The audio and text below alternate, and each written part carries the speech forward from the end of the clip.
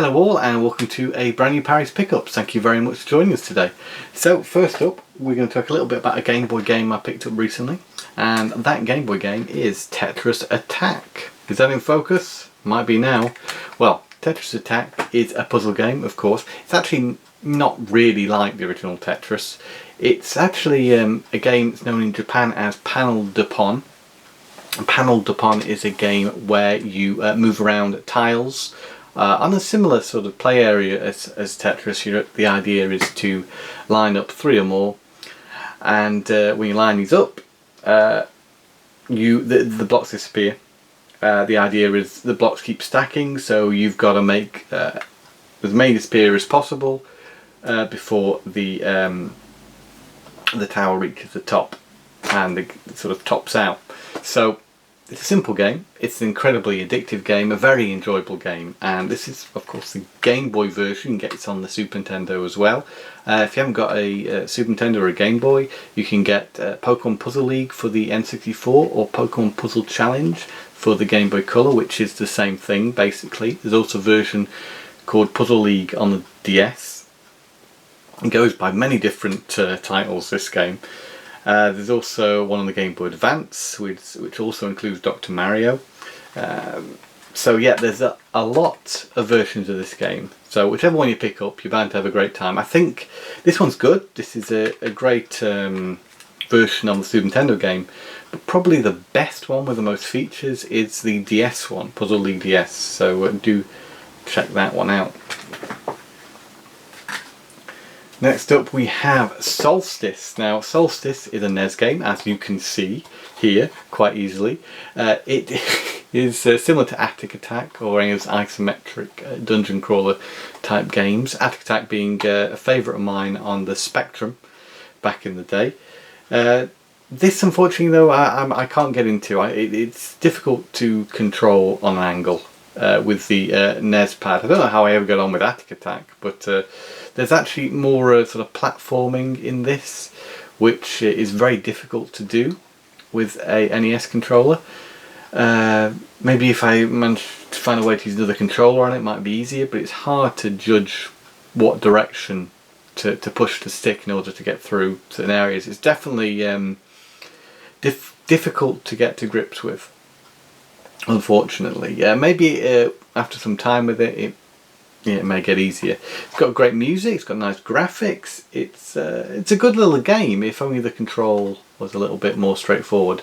If you're looking for something like this, I would suggest maybe picking up Lumo for the PS4. It's also available on some other platforms, I think the Vita, maybe even the Switch nowadays, but don't quote me on that.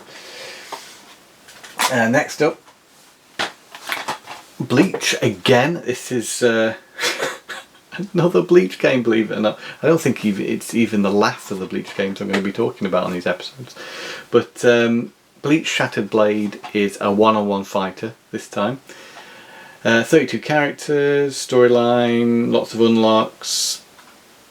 It's got motion controls, which, you know, is sometimes a good thing, sometimes a bad thing. In this it amounts to waving the thing around. In fact, on first go of this game, I didn't think there was very much to it.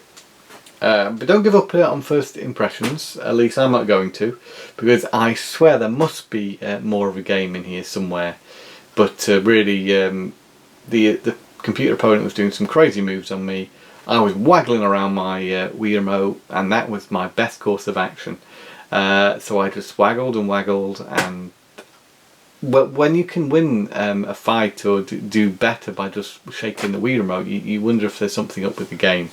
So that was my first impression of the game. I'm not going to say that there's nothing to it, but yeah, I think through the use of motion controls it may just suffer a little. But I didn't realise there was a Bleach game on the Wii.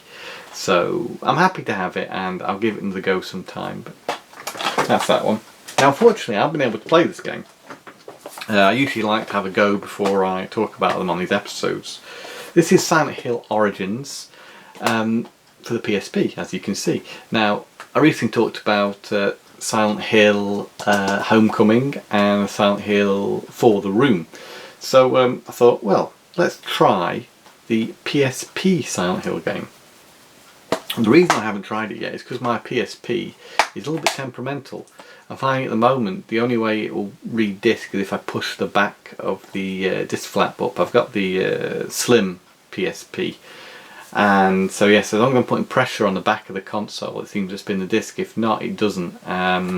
Sometimes it gets, if you get the right angle, it'll work properly, but it's very frustrating. Very frustrating thing to deal with in order to play the game. So once I've worked out a better way of doing that, I'll let you know. But at the moment, yeah, it's making it quite difficult to play.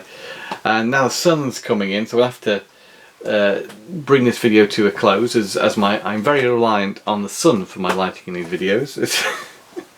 And I'm very restricted as to what times of day I can do them, as long as I do them in here. So yeah, maybe I should try a different room. Anyway, what's really nice about this room, actually, is I'll just share with you now. If I move this camera around a little bit and dip it down for you, you can see here a desk with consoles on. Ooh! And if I just spin this around here, you can see a computer. Now, the problem I was having before with capturing gameplay footage was that all those consoles you saw on that desk were in my bedroom, and I had to rely on the laptop to get the stuff. Unfortunately, the PC laptop that I got hold of, very kindly donated to me by my girlfriend, unfortunately doesn't quite do the job. So I thought, well, we need another course of action. So I took all the CDs off that side of the room. There was just piles of CDs there. Moved everything into here, and made a couple of small purchases, such as the USB leads to get that TV and console, whatever I'm recording, to that Mac on the other side of the room. It's perfect. Got one chair in between the two desks. It's going to work a dream. So really what that means for Parry's Pickups is that you get gameplay footage again.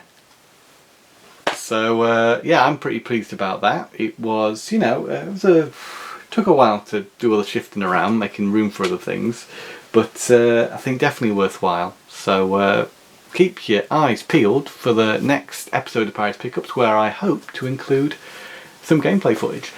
But for now, thanks very much for watching, and now my lighting has come back fine. And game on. See you again.